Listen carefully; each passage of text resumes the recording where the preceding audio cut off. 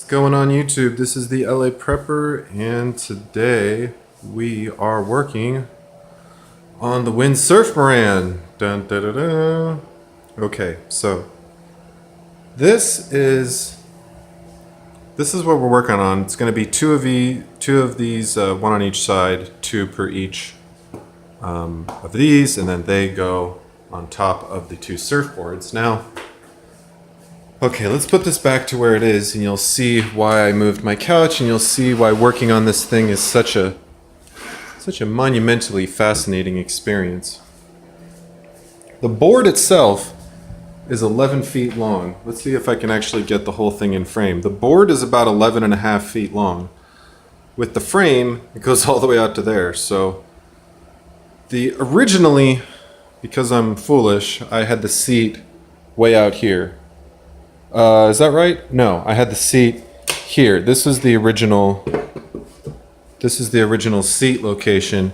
Now, granted, when you're windsurfing at full speed, you are standing, your center of weight is somewhere over here because you're kind of standing over here, you're leaning back, you're leaning out and back, and the center of weight is like somewhere over here. But that's at full speed. So the problem is when you're going slow, it's too much weight in the back. So what I think I'm going to do is move this forward possibly about that much, so give or take something like, let's see here,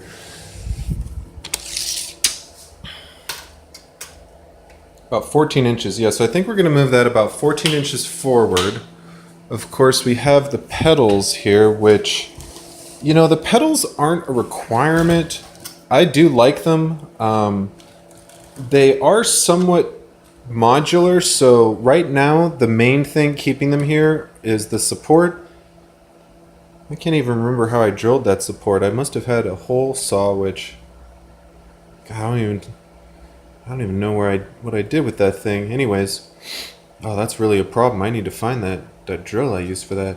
But there's an axle in here that all these ride on. So essentially, if the frame opens up a little bit, you know, you can kind of tell it's like a V. So it opens up a little bit, so if I just make some new mounts, make a new axle, and then make two new spacers, then I have the pedals. I just need to make sure they're not going to hit the sail, so I might trim these, might make these just a little shorter, or I might just bring my saw with me when I go to the beach. I'd kind of hate to have to do that. I probably will just make them smaller.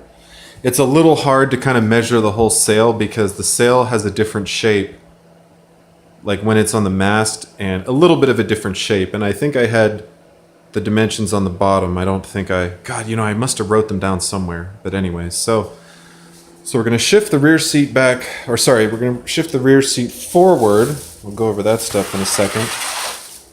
Previously, this is where that big cross member that's behind the surfboard, that's where this bolts to. So that previously was here, and I marked on the board with this line. So we're going to move this all the way up there, and what that's going to do is, because the board kind of comes up a little bit, this is going to put a little more weight on the front, which is going to help balance my lard ass in the rear.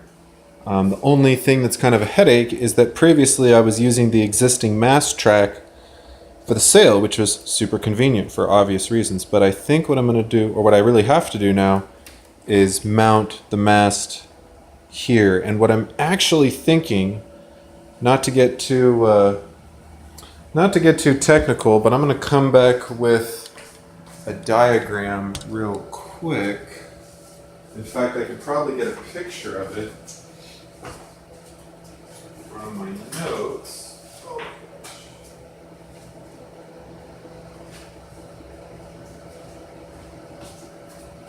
Oh, okay, so, and forgive me, the fan's on, but we're going to start painting here in a little bit.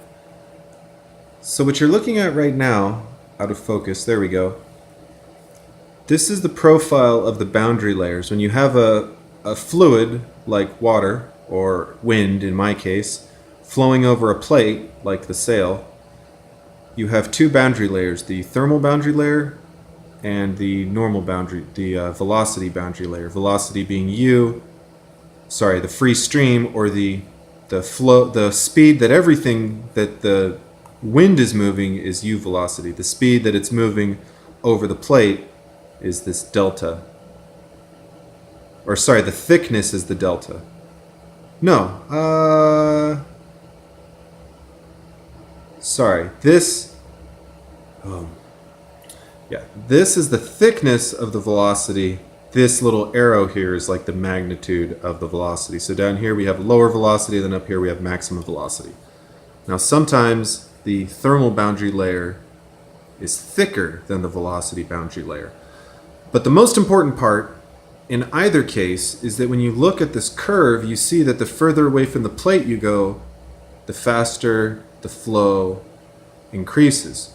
So what is the point of all this? The point is, if you consider the wind coming across a lake or across an ocean or a bay, consider the bay being the flat plate.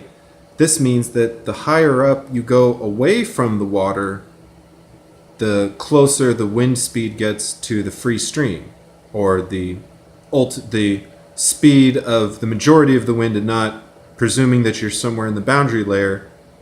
So how thick? By moving the sail up, if I move the sail up like 12 inches, for example, it's possible that I'm getting a little bit more power because the velocity is more developed, depending on the thickness. If the thickness of the velocity boundary layer is 8 inches, then anything above 8 inches, I'm at the maximum speed. But if the thickness of the boundary layer is like 2 feet, then raising it up a foot, I'd go from the little smaller magnitude to a higher magnitude. Granted, that's only on the bottom part of the sail, but it means that the upper parts of the sail, going to be pushing more into that velocity. So enough of that was more about the velocity and temperature boundary profiles than you wanted to know. But since I'm talking about it in school, and since it matters in real life, I thought I would mention it.